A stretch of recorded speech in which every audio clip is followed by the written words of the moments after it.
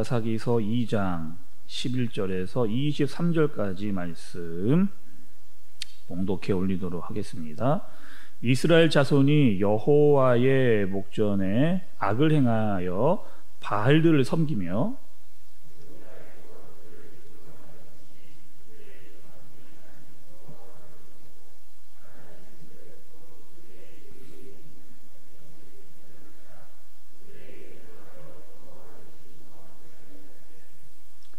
곧 그들이 여호와를 버리고 바알과 아스다롯을 섬겼으므로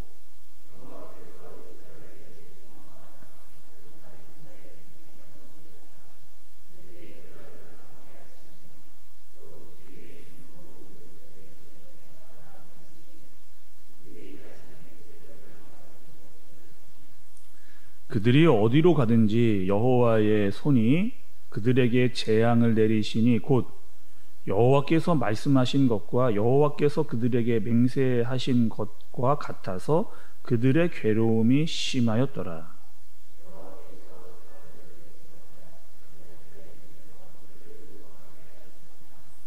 그들이 그 사사들에게도 순종하지 아니하고 오히려 다른 신을 따라가 음행하며 그들에게 절하고 여호와의 명령을 순종하던 그들의 조상들이 행하던 길에서 속히 치우쳐 떠나서 그와 같이 행하지 아니하였더라.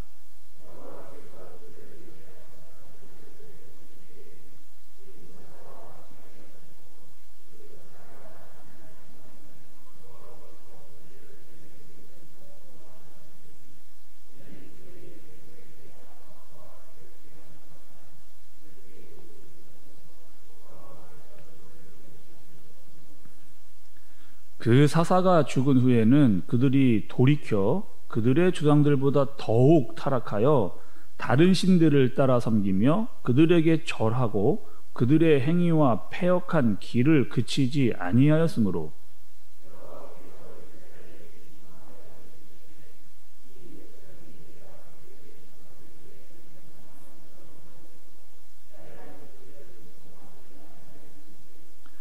나도 여호와가 죽을 때에 남겨둔 이방 민족들을 다시는 그들 앞에서 하나도 쫓아내지 아니하리니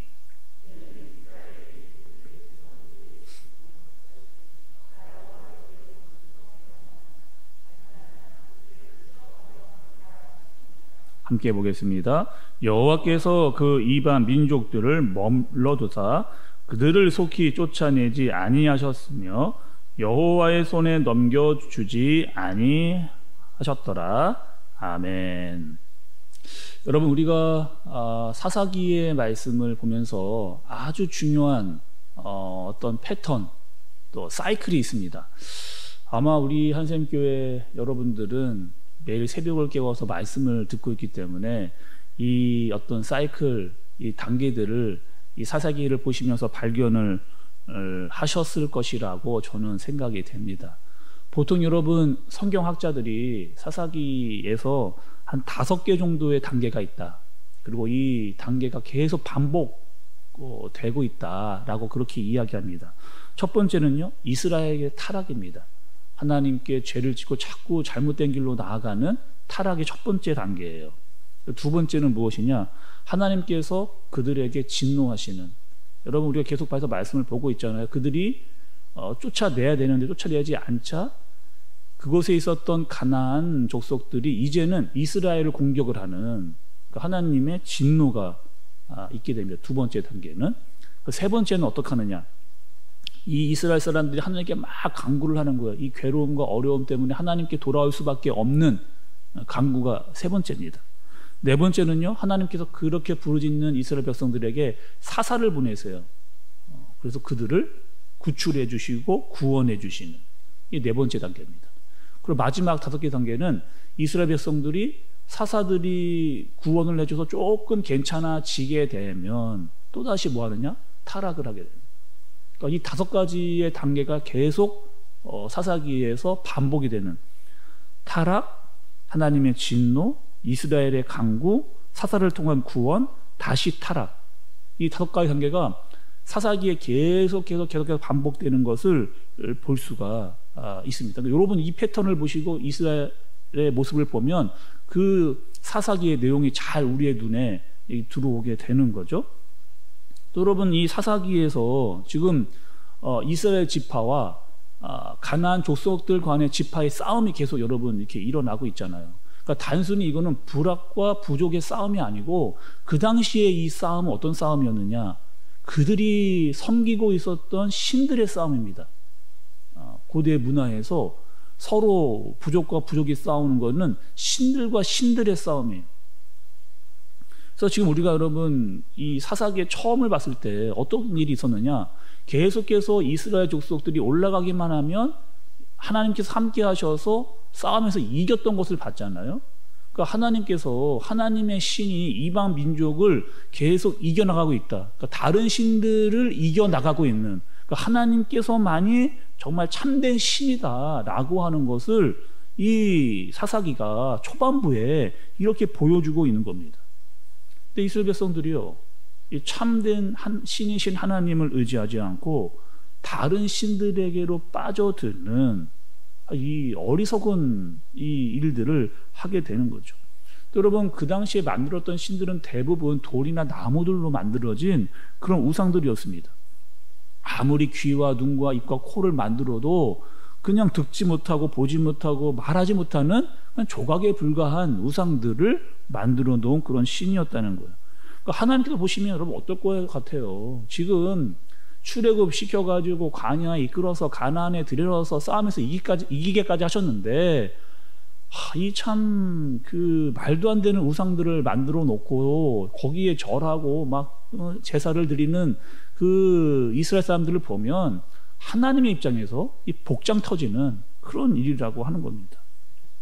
근데 여러분 우리가 왜 이해가 참 우리는 잘 안 될 수도 있는데 이스라엘 백성들은 왜 여러분 그 우상들을 따라갔을까요? 왜 따라갔을까요?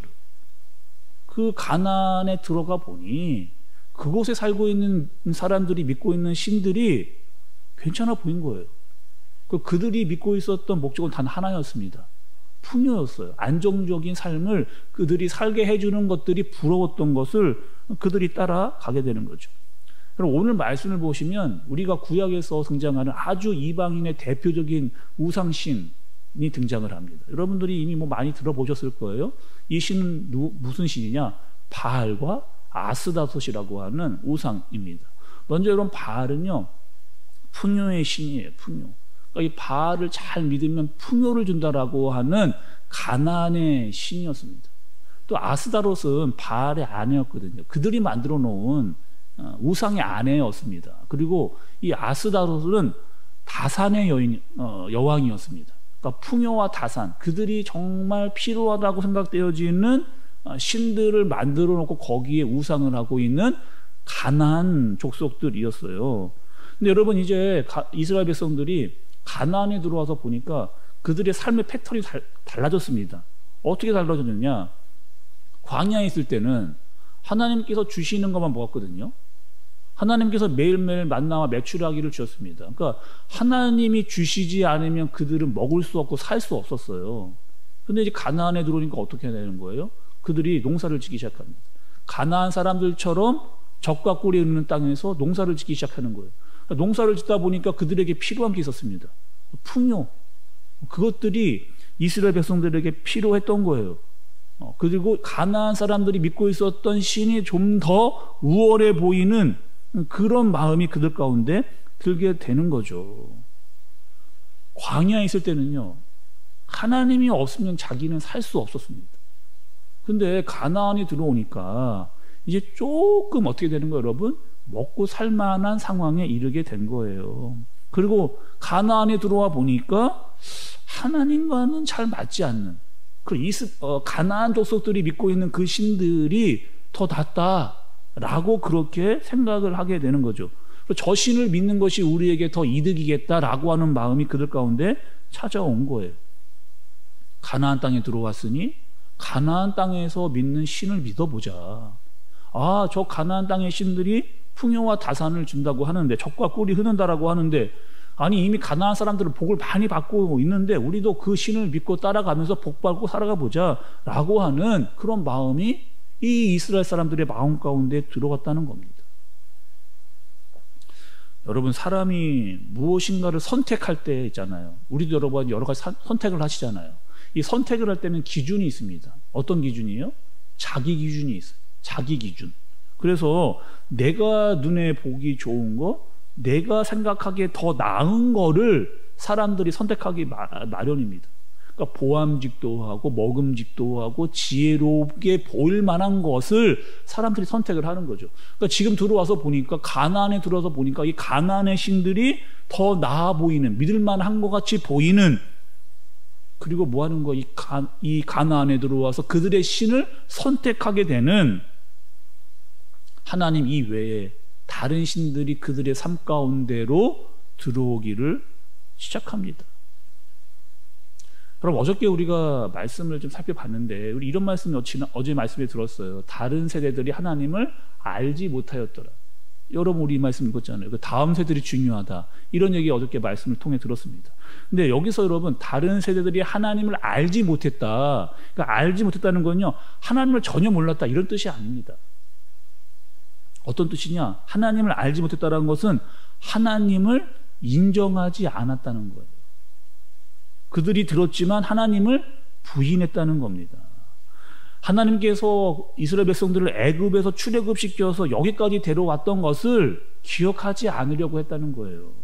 하나님의 말씀을 더 이상 따르지 않기로 그들이 거부했다라고 하는 거예요. 아니, 지금 믿기가 얼마나 편한 신이 있어요.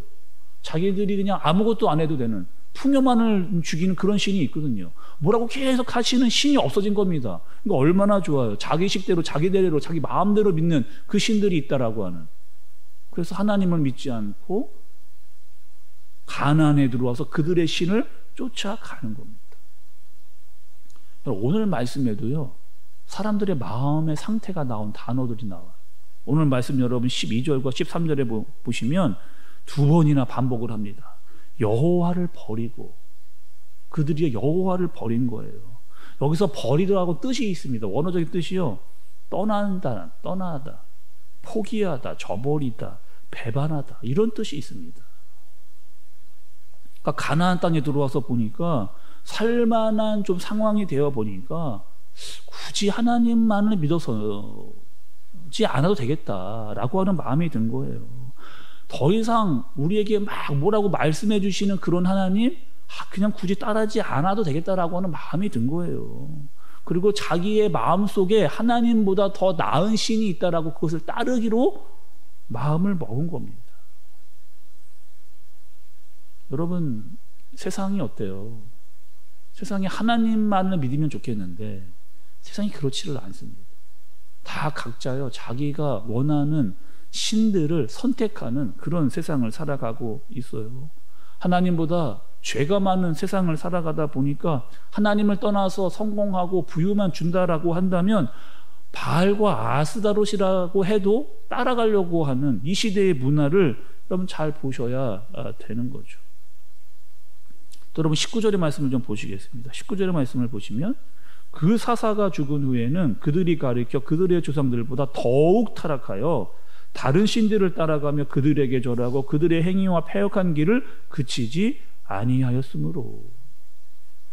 그러니까 하나님께서 사사를 보내주셔서 조금만 살만해지면, 막 하는 게 힘들다라고 이야기했다가 하나님께서 사사를 보내서 조금 상황이 나아지면 어떻게 한다고 여러분?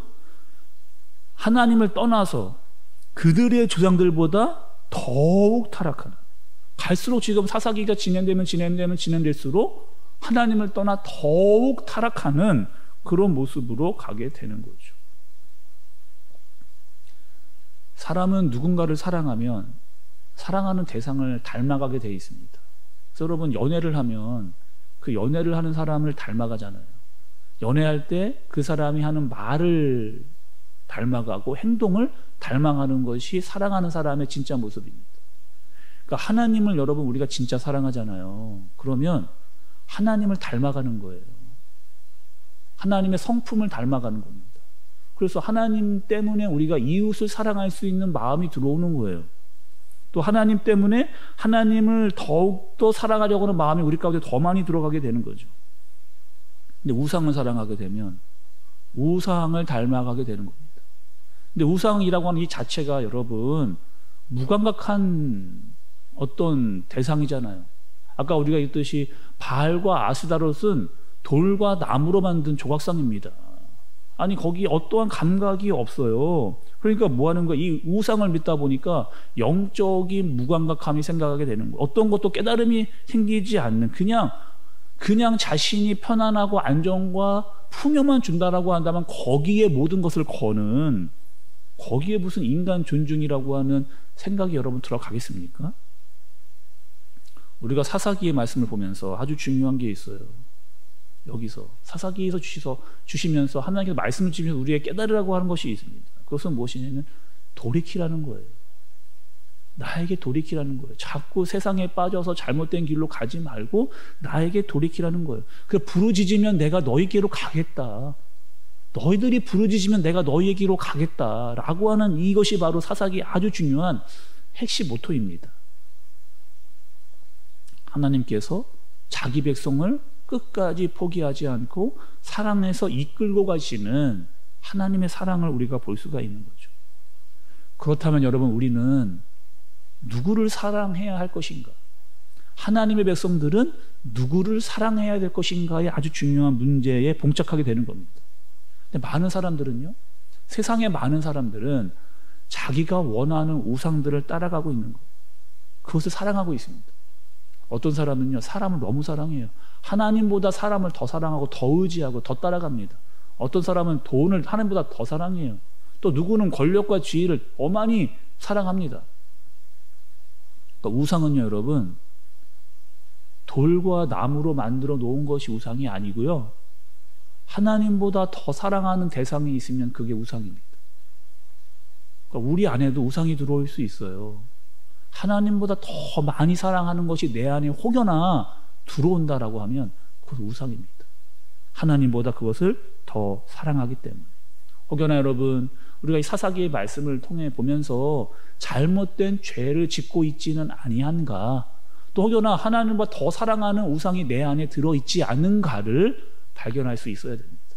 그리고 정말 우리가 사랑해야 될 대상은 누구인가, 또 그분을 우리가 사랑하면서 어떻게 닮아갈 것인가, 그리고 그 사랑의 표현을 좀 할 수 있는 저와 여러분 되어지시기를 바랍니다.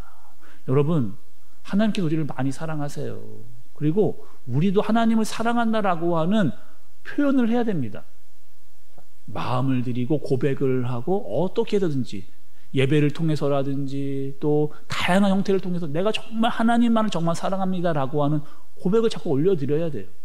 그런 고백이 있는 세상에서 또 내 안에 잘못된 우상을 버리고 진정으로 주님을 의지하고 그분을 사랑하는, 또 그분을 향한 고백이 있는 오늘 하루가 되어지는 그런 하루를 사는 저와 여러분들 되시기를 예수님의 이름으로 축복합니다. 기도하겠습니다. 하나님 아버지, 세상에는 너무나 많은 우상들이 있습니다. 눈에 보이는 우상, 보이지 않는 우상, 또 세상에서 보면 굉장히 매력적으로 따라가고 싶은 우상, 세상 사람들이 더 좋다라고 말하는 우상들이 너무나 많이 판을 치는 그런 세상입니다. 하나님, 그런 헛된 것들에게, 잘못된 우상들에게 우리의 마음이 빼앗기지 않도록 주님 우리를 지켜주시고 더 크고 놀라우신 하나님, 우리를 인도하시고 지키시며 끝까지 포기하지 않고 우리를 보호하시며 인도하시는, 무엇보다 우리를 사랑하시는 그 하나님을 의지하고 우리 또한 하나님을 더욱더 사랑하는 오늘 하루 되게 하여 주옵소서. 그분께 우리의 사랑을 고백하고 그분께 우리의 마음을 올려드리는, 그래서 세상의 잘못된 우상들을 우리 안에 들어오지 않게 해주시고 오직 하나님만을 섬기는 우리 모두가 되게 하여 주옵소서. 예수님의 이름으로 기도드리옵나이다. 아멘.